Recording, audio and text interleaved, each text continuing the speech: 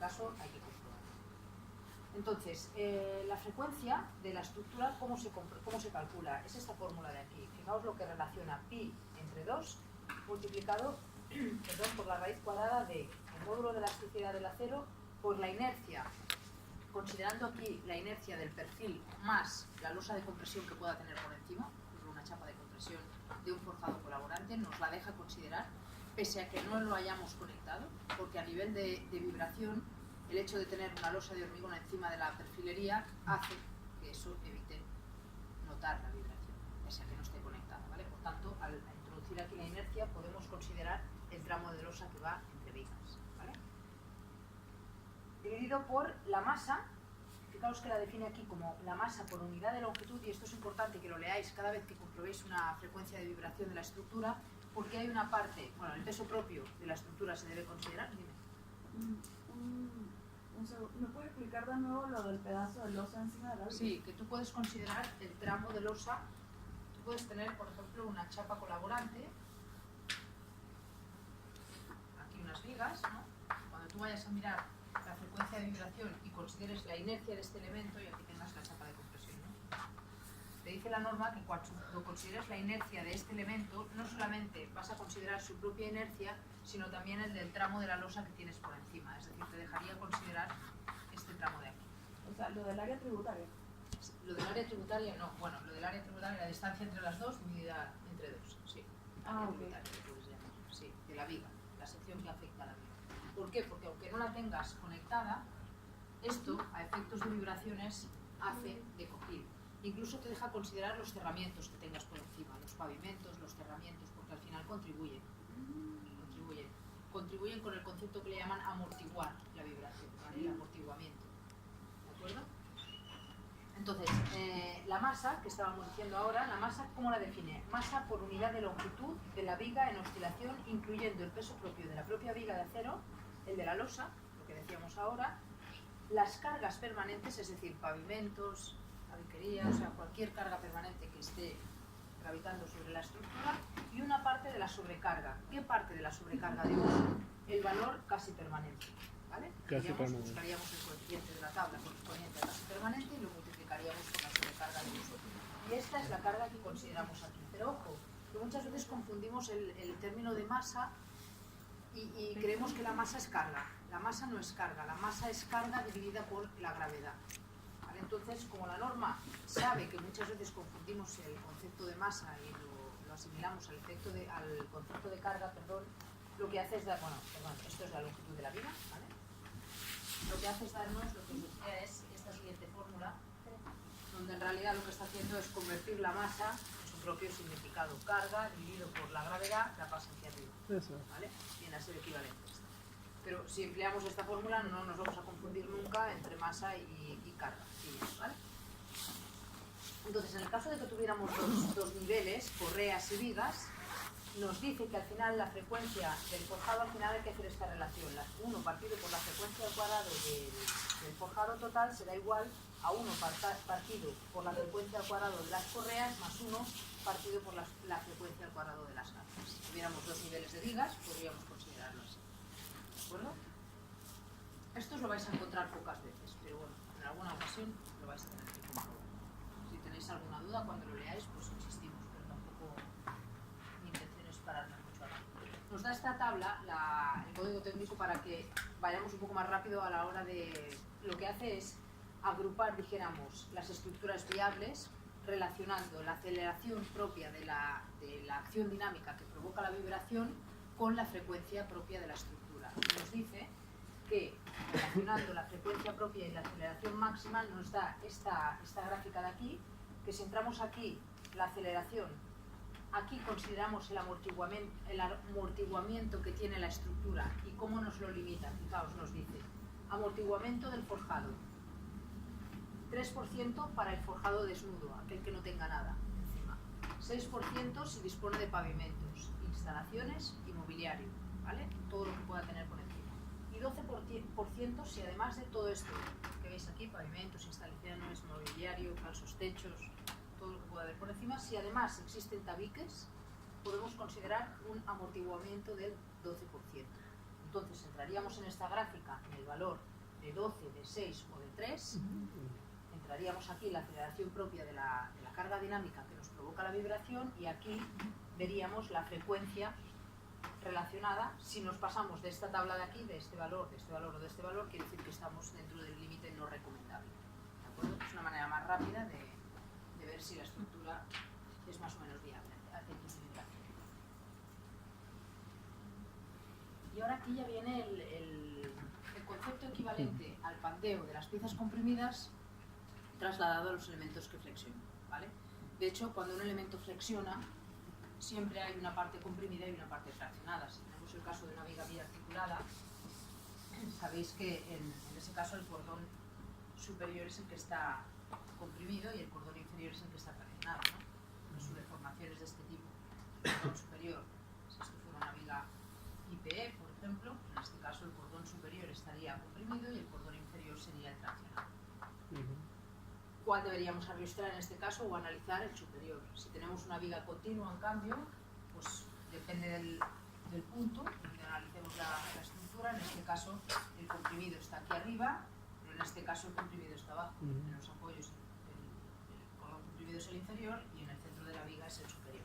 Por lo tanto, primero tenemos que saber cómo trabaja la viga dentro de la estructura y luego analizar qué elemento debemos arrastrar porque se haya comprimido, ¿vale? ¿Qué le pasa a un elemento cuando pandea lateralmente? Que tiende a volcar, ¿vale? ¿Y de qué depende? De los puntos donde estamos arriostrando este elemento para que se evite el vuelo, ¿de acuerdo? Y de sus propias características, evidentemente.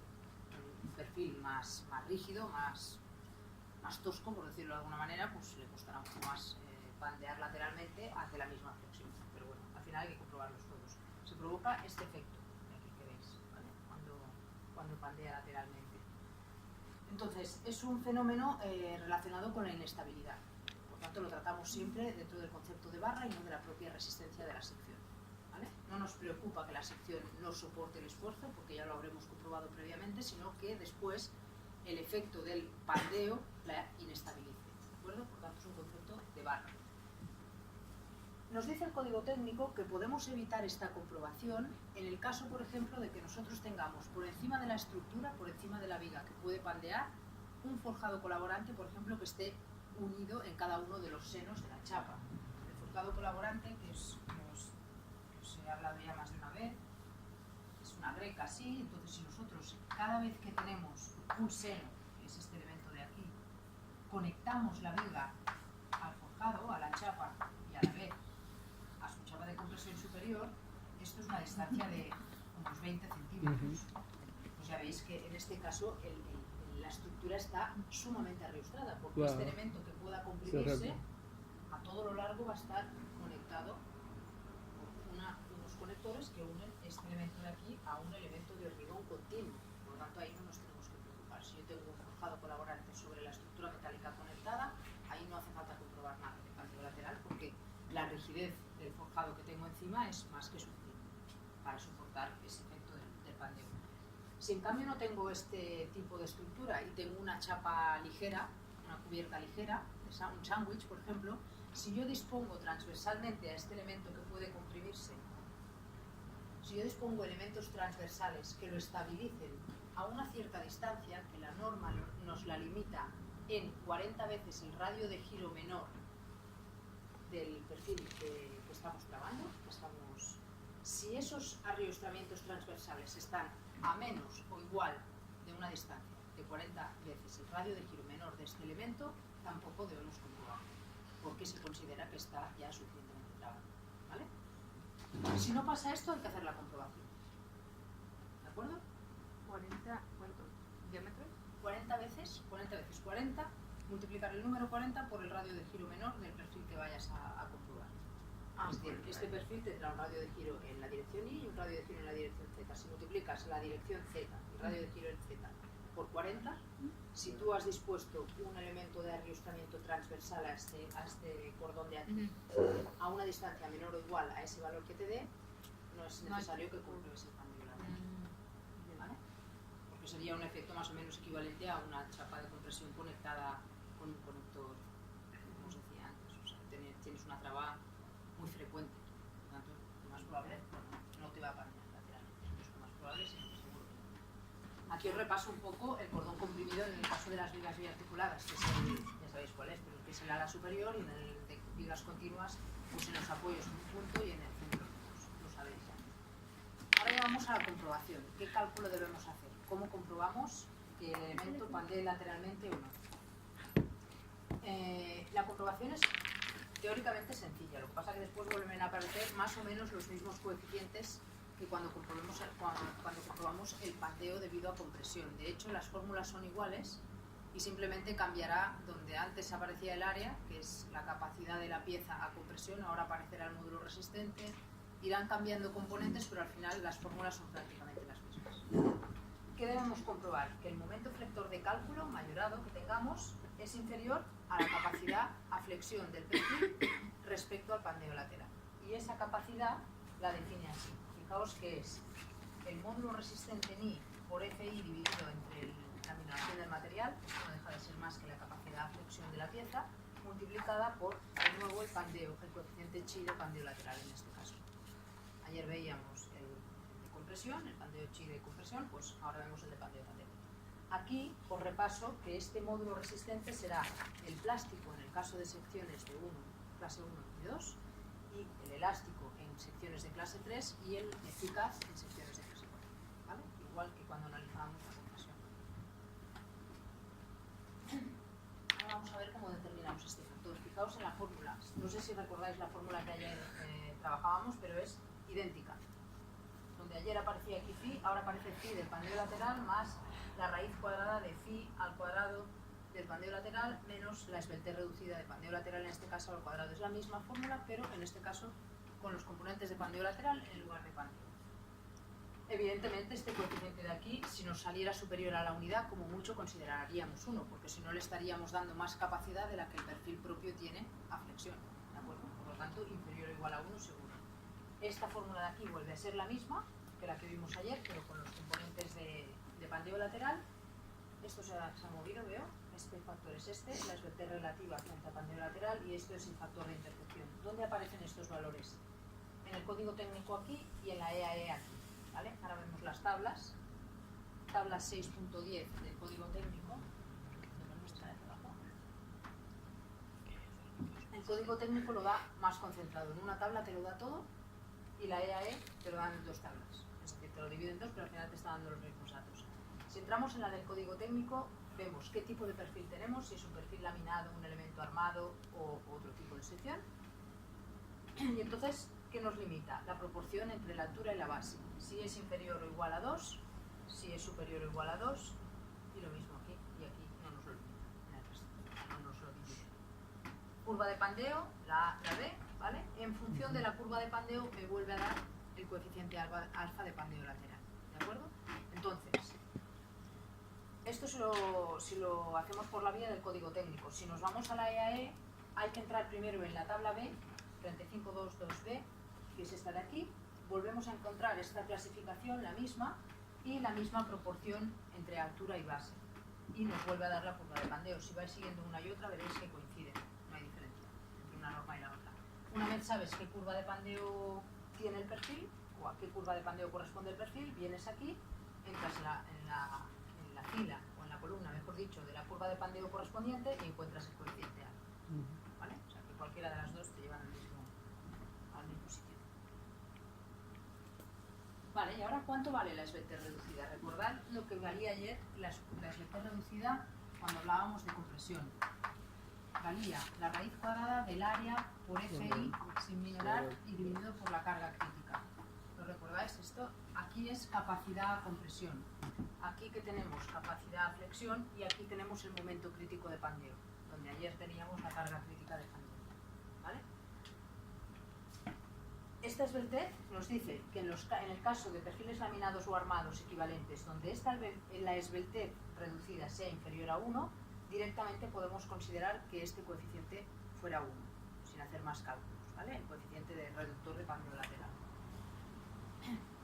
Entonces, ¿cómo vamos a calcular el momento crítico de pandeo lateral? Aquí sí que hay diferencia en la formulación de las dos normas. Una norma plantea un tipo de fórmula y la otra plantea otra. pero si tú solucionas un ejercicio con la EAE y con el código técnico, al final, si pandea con uno, pandea con el otro. Por lo tanto, algo habrá que empíricamente habrán comprobado y vamos al mismo lugar. Usad la que os resulte más cómoda.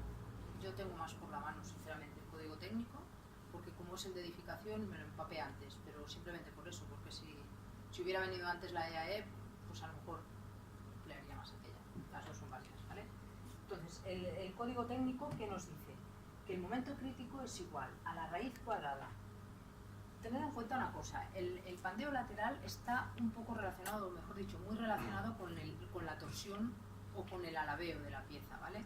La pieza vuelca, la pieza gira cuando se comprime, ¿vale? Por tanto, es lógico que el código técnico lo relacione con la capacidad de torsión de la pieza, ¿de acuerdo? Entonces nos dice que es igual a la raíz cuadrada del momento.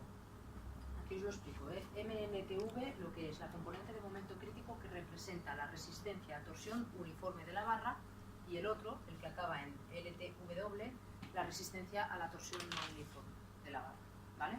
Entonces, al final, ¿de qué se trata? De coger estas fórmulas de aquí, entender qué coeficientes intervienen, entender por qué, o sea, si el perfil tiende a torsionar, si el perfil tiende a alabear, por qué lo consideramos, por qué consideramos la inercia en una dirección, por qué consideramos el radio de giro pequeño, por ejemplo, porque el perfil pasa a ser inestable en la dirección débil, ¿vale? Por eso se trata de arriostrarlo en la dirección perpendicular. Si al final te paras un poco a pensar en el significado de cada uno de los componentes de las fórmulas un poco pesadas que al final usamos, le vemos cierta lógica, que al final todo es empírico, ¿no? Porque las fórmulas vienen de comprobar que un método te lleva al comportamiento bueno de la pieza, pero ved que aquí en el código EAE nos hace comprobar el momento crítico con esta fórmula, pi al cuadrado por E por I dividido por la longitud de pandeo lateral. Ojo que esta longitud no es la longitud general de la pieza, es la longitud trabada. Es decir, si yo tengo aquí un elemento transversal en esta viga, imaginad que esta viga tiene esta longitud, si la dibujo sin perspectiva, y aquí tengo una traba, y aquí vuelvo a tener otra traba, estamos hablando de esta longitud, ¿vale? No de la longitud total de la viga, de aquí al otro extremo. Ahora haremos un ejemplo, para que lo acabéis de ver. Pero bueno, aparecen todos estos componentes que además yo os explico aquí. ¿Qué significa cada uno? ¿Vale? Emplearemos las dos fórmulas de las dos normas, la del código técnico y la de la EAE, y veréis que aquí es L sub 0, la longitud de pandeo lateral, distancia entre apoyos laterales que impidan el pandeo lateral. ¿Dónde lo tenemos trabado? El perfil. G, módulo de elasticidad transversal. I sub T, módulo de torsión. E, módulo elástico. I sub Z, momento de inercia de la sección respecto al eje débil. La pieza puede volcar en la dirección perpendicular a la del trabajo, subir en este caso, ¿de acuerdo? Por eso cogemos este de aquí. Módulo elástico en la dirección fuerte, en este caso cogemos el tal. Cogeremos el módulo resistente que nos toque, o de clase 1 y 2, o ¿de acuerdo? Lo que hemos dicho antes. I sub TZ le llama el radio de giro respecto al eje. Fijaos cómo lo define aquí. Al final acabamos cogiendo el radio de giro pequeño del perfil, pero él nos dice que cojamos el radio de giro respecto al eje débil de la parte de la sección formada por el ala comprimida y la tercera parte de la zona comprimida del alma adyacente al ala comprimida. Es decir, me está diciendo que coja, si este perfil está comprimido en el cordón superior, me está diciendo que coja el radio de giro equivalente a esta pieza de aquí. Si esto lo divido en 3, a esta pieza de aquí. En realidad al final te acaba diciendo que si coges el radio de giro menor del perfil total, vas por el lado de la seguridad. Por lo tanto, vamos a pararnos a comprobar este radio de giros y al final, por un poco, vamos por el lado de la seguridad. Además, pues no vale la pena perderse más en fórmulas. Y sub W, módulo de alabeo, todos estos factores nos los dan los prontuarios, por tanto no hay que comprobarlos, ¿de acuerdo? Y C sub 1, aquí volvemos otra vez al coeficiente aquel de la discordia, que el código técnico claramente se equivoca, y lo veréis aquí que claramente se equivoca porque es que no nos da lo que queremos, ¿vale? Os digo aquí las tablas que pueden ser que cambien, de números, y además cambian los formatos. En el Eurocódigo, por ejemplo, las tablas cambian de formato. Yo me parece que la que tengo aquí no es la última, pero bueno, si vais al apartado de pandeo lateral veréis que os define el coeficiente C. C sub 1, factor que depende de las condiciones de apoyo y de la ley de momentos de la viga, vuelve a pasar lo mismo que ayer. El el cociente C depende de la distribución de momentos a lo largo de la viga, pero ahora veremos que la tabla que nos da el código técnico parece que sea de pilares, en lugar de vigas sometidas a. En cambio la EAE y el eurocódigo son más lógicos. La EAE nos dice que C sub 1 va a ser igual a 1 partido por K sub C elevado al cuadrado. Y la tabla, perdona, dime. ¿Cómo prendí la luz? Pero esto que no me da fatiga. Ah, sí. A ver si acierto, a ver, de todas no lo veo.